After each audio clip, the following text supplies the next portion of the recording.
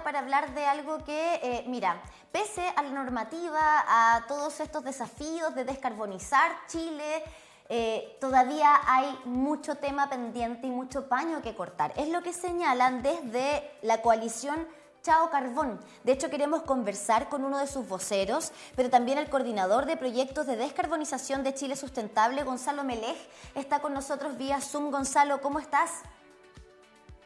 Hola Luis, muy bien, gracias, buenos días.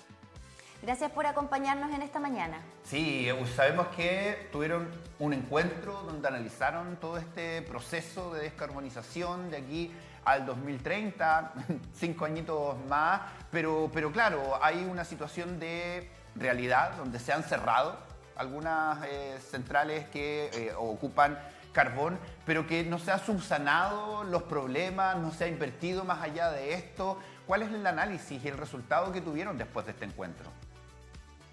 Sí, nosotros nos reunimos como coalición Chao Carbón, que es una coalición ciudadana que reúne a organizaciones ciudadanas y ambientales de las 5 comunas donde han operado centrales termoeléctricas de carbón, que son Mejillones, Tocopilla, Huasco, Quintero Puchuncaví y Coronel, y nos reunimos para abordar los desafíos que hay en cuanto al programa de descarbonización, y con eso nos referimos al programa de retiro de las centrales termoeléctricas de carbón de aquí al 2030, que es con la fecha a la cual nosotros proponemos que se puede lograr el cierre de todas las centrales. Lo que ha pasado hasta ahora en Chile es que desde el año 2019, que se anunció el primer plan, de las 28 centrales carboneras que operaban en Chile se han cerrado 11. Hay otras 9 que han manifestado un compromiso de cierre durante el 2025, estamos atentos si es que eso va a ocurrir o no, y hay otras 8 que podrían seguir operando hasta el año 2040, que es la fecha límite que se propuso en el primer plan de descarbonización del año 2019.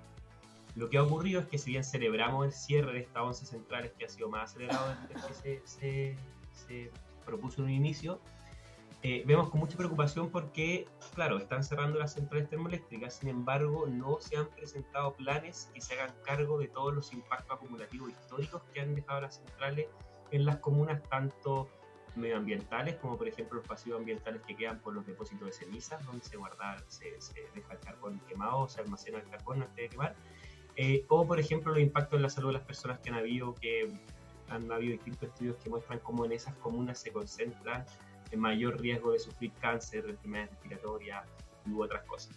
Entonces, seguimos viendo con preocupación de que el plan no se haga cargo de estos impactos sistémicos que han habido sobre el medio ambiente, sobre las comunidades, sino que simplemente se esté retirando por ahora el carbón como tecnología, pero no haciéndose cargo de estos otros pasivos que te mencionaba con anterioridad.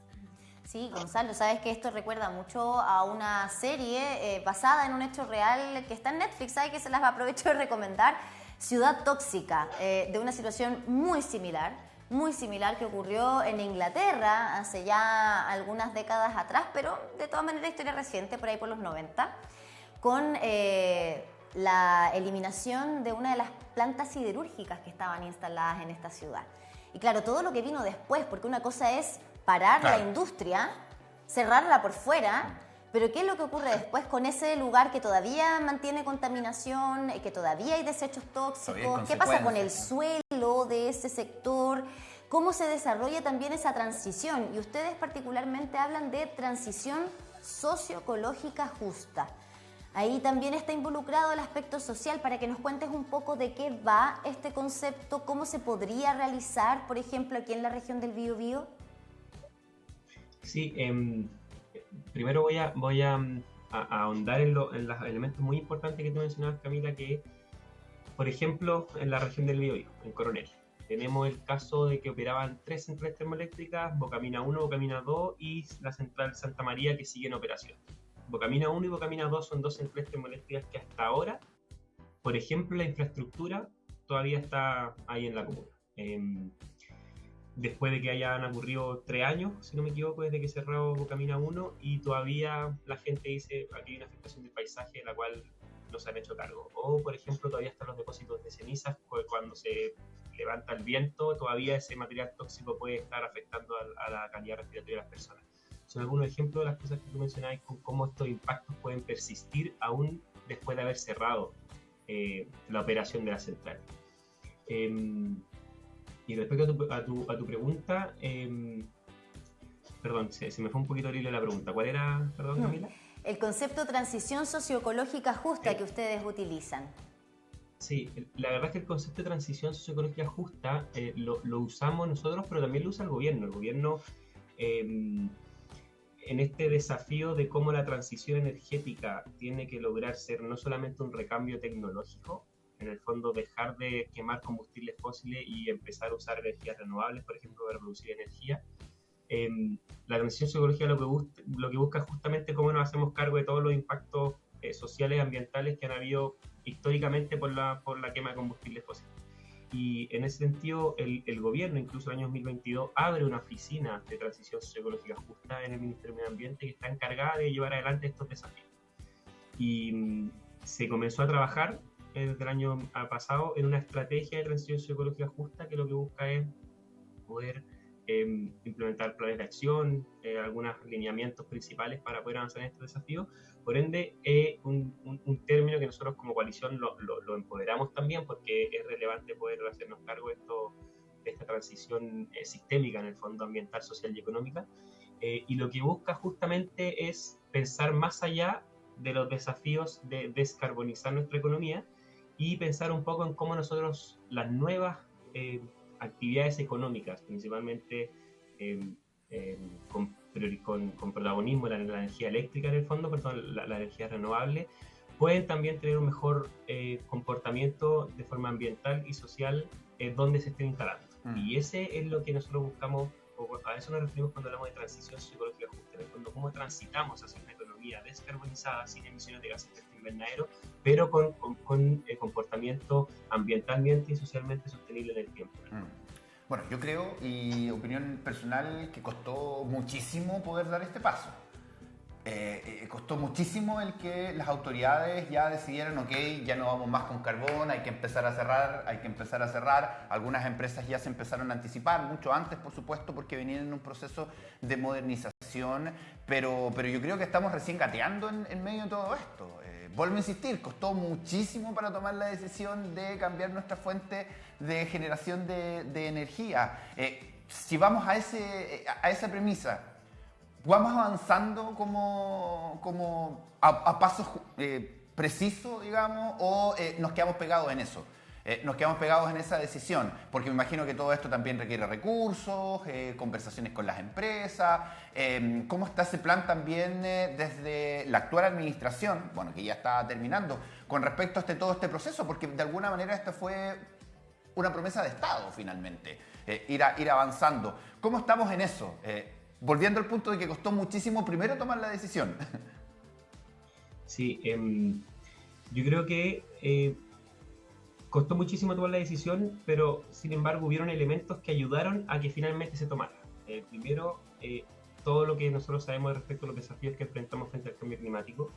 El cambio climático es producido principalmente por las emisiones de gases de efecto invernadero por nuestras actividades como seres humanos en el fondo.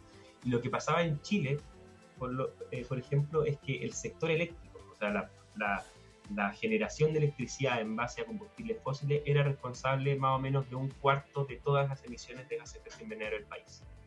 Y ese contexto fue lo que dijo, mira, si nosotros tenemos una ley marco de cambio climático, si nosotros firmamos un acuerdo de París que nos comprometemos a avanzar hacia la carbono neutralidad, realmente hay un sector que tenemos que intervenir y bajar las emisiones de forma urgente, y ese sector eléctrico, y el sector eléctrico principalmente tenía su principal generación en base al carbón.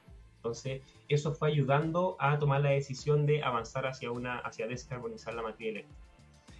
Hemos avanzado, respecto a tu pregunta, se ha logrado avanzar. Como te decía en un momento, eran 28 centrales termoeléctricas que operaban a carbón en Chile al año 2018. Hoy en día hay 11 que ya cerraron. Sin embargo, esas 11, la mayoría eran las más antiguas, las que menos operaban. Y hasta el último inventario nacional de gases de efecto invernadero, hasta el año 2022, todavía el carbón era responsable de cerca de un 20% de la emisión de todo el país. Por lo tanto, si bien el número de centrales se ha logrado avanzar, la verdad es que nos damos cuenta que todavía tiene un rol muy importante y muy relevante la generación eléctrica en base a carbón de las emisiones de gases de efecto invernadero en el país. Creo yo que se puede avanzar de forma más acelerada. Hay algunos desafíos, por supuesto, técnicos que tienen que ver con este ingreso de energías renovables variables, principalmente solar y eólica. Trae algunos desafíos como, por ejemplo, qué hacemos cuando en la hora de noche, en el fondo, cuando no hay sol para generar energía, y ahí hay algunos desafíos respecto a avanzar en tecnología de almacenamiento, que creo yo que hemos logrado entrar en el camino de entrar con más almacenamiento en los siguientes 2-3 años para poder dar el paso en el fondo de cerrar una mayor cantidad de centrales. Sin embargo, todavía es posible cerrar las centrales todas al año 2030 o en torno al 2030. Hoy en día el plan lo que establece todavía es una fecha límite del 2040. Este gobierno ahora está en proceso de actualizar el plan de descarbonización. En su versión previa, la verdad es que no propuso ninguna actualización de esa fecha, sigue manteniendo el 2040 como fecha límite, y creemos que es muy poco ambicioso y que están todas las condiciones técnicas y económicas para poder adelantar esa fecha, sino al 2030, en torno al 2030. Y eso, como te decía, es relevante para poder disminuir gases de efecto invernadero, cumplir los objetivos climáticos que tiene Chile, pero también es relevante para disminuir la contaminación local en las 5 comunas donde operan las centrales, para terminar con enfermedades respiratorias, con cánceres, con muerte. O sea, esto también tiene que ver con una acción de salud pública, con responsabilidad de salud pública con esas comunidades que tienen años de ser impactadas por esta industria contaminante. Bueno, Gonzalo, estaremos muy atentos a lo que ocurra con esta declaración que ustedes han emitido para este año 2025, la necesidad de acelerar los procesos, de que no se dé una década más de plazo, sino que realmente hay una fecha, el 2030. Para que nos cuentes, por favor, finalmente, ¿dónde podemos encontrar o estar atentos al trabajo que están realizando como Chao Carbón? La coalición tiene una página web que se llama chaocarbon.cl, también tiene sus redes sociales en Instagram, en la cual constantemente estamos compartiendo material, infografía, también compartimos material para poder educar a la ciudadanía respecto a estos temas, y estamos siempre activos en esas redes principalmente, y como decía, somos una coalición que reúne organizaciones nacionales, ambientales, organizaciones locales de las 5 comunas, y reúne también al Colegio Médico de Chile, por ejemplo.